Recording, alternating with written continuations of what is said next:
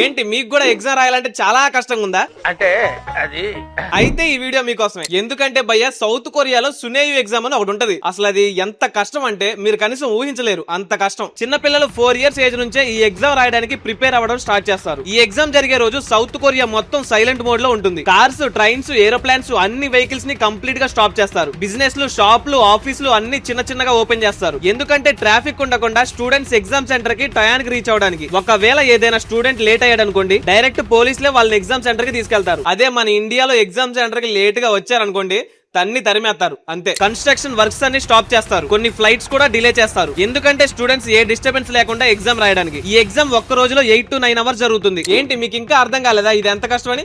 అయితే ఇది విను. ప్రతి ఇయర్ ప్రపంచంలో ఉన్న టాప్ 500 టీచర్స్ ఒక సీక్రెట్ లొకేషన్ లో మీట్ అవుతారు. ఇక్కడికి వాళ్ళు మొబైల్స్ కూడా తీసుకెళ్లరు. ఇక్కడ ఎవరితో వాళ్ళ గురించి కానీ వాళ్ళ ఫ్యామిలీ గురించి కానీ మాట్లాడుకోరు. అంత స్ట్రిక్ట్ రూల్స్ ఉంటాయి పేపర్ లీక్ అవ్వకుండా ఉండడానికి. అదే మన ఇండియాలో అయితే ప్రతిసారి ఏదో ఒక పేపర్ లీక్. అండ్ ఫైనల్లీ నేను చెప్పేది ఏంటంటే సబ్స్క్రైబ్ చేసుకోవచ్చు కదా.